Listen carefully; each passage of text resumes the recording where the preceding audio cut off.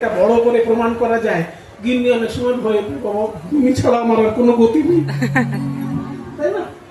যদি গিন্নিকে একবার প্রমাণ করে দেওয়া যায় তুমি তুচ্ছ আর আমি উচ্চ, আমি পূজ্য আর তুমি ত্যায্য, যদি একটু ভয়টায় দেখিয়ে টমকে টমকে যদি একটু ছোট প্রতিপন্ন করে দেওয়া যায়, অনেক সময় গিন্নি ভয় পেয়ে মান ভেঙে দেয়। এটা একটা পদ্ধতি, এটা খুব একটা ভালো জিনিস না, কিন্তু এটাও একটা পদ্ধতি। সামদান ক্রিয়া ভেদ মানে ভেদাভেদ তৈরি করা, তুমি ছোট আমি বড়, এইটা প্রমাণ করার চেষ্টা। স্বমহিমা প্রখ্যাপনম মানে নিজের মহিমাটা বড় করে দেখানো, সেটাকে বলে ভেদ পদ্ধতি। তাহলে সামদান ক্রিয়া ভেদ, এতেও যদি মান না ভাঙে তখন পঞ্চম সেটা হচ্ছে নতি পদ্ধতি, মানে পায়ে হাত দিয়ে ক্ষমা চাওয়া। ভিডিও করতেই হবে। যখন কিছুতেই মান ভাঙছে না, তখন মানিনী রমণীর পায়ে হাত দিয়ে একবার বলতে হবে, দেখো আমি তোমার পায়ে ধরছি, জীবনে আর আমি ভুল করব না, আর অন্যায় করব না, এইবার আমাকে ক্ষমা করে দাও।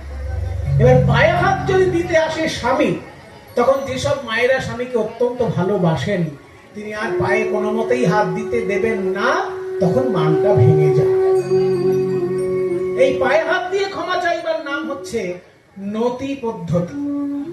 তবে যেসব বাবারা শুনছেন ভাবছেন যে এইবার আমার গিন্নির পায়ে হাত দিয়ে ক্ষমাটা চেয়ে নেব, তাদের উদ্দেশ্যে আমার বলা যে যদি কোনোদিন এরকম পরিস্থিতি আসে যে গিন্নির পায়ে হাত দিয়ে ক্ষমা চাইতে হচ্ছে, তখন যেন জানলা দরজাটি বন্ধ থাকে, তা না হলে পাড়ার লোকের কাছে আর কোনোদিন মুখ দেখানো যাবে না।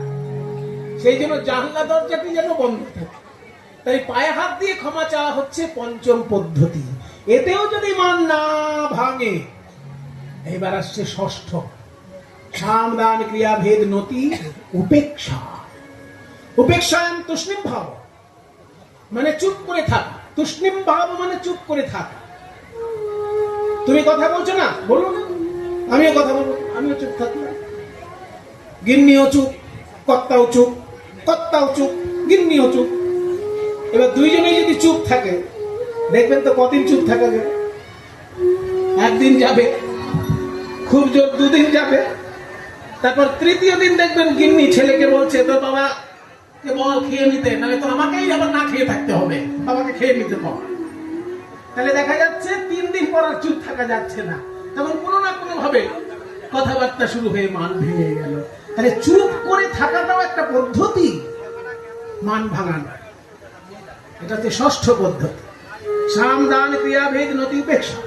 এতেও যদি মান না ভাঙে, তখন সপ্তম এবং শেষ পদ্ধতি হচ্ছে রসান্তর মানে কোন চমকপ্রদ রস সৃষ্টি করে মানটি ভেঙে দেয়। সোজা কথায় চমকে দিয়ে মান ভেঙে দেয়। কিরকম? বাবা এসব কথা সবাইকে বলা উচিত না, কানে কানে বলা উচিত, এখন কি করবো, প্রসঙ্গ এসে গেছে তাই বলছি।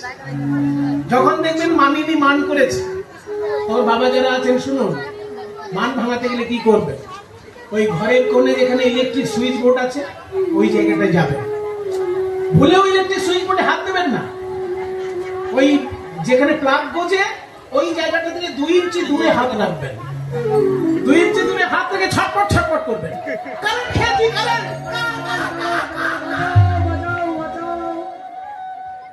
এই কাকা কাকা বলে যদি পড়ে যেতে পারেন খলাস করে, তখন দেখবেন যিনি মান করেছেন তিনি দুধ গরম করে এনে আপনার কাছে আসে, মান ভেঙে যাচ্ছে।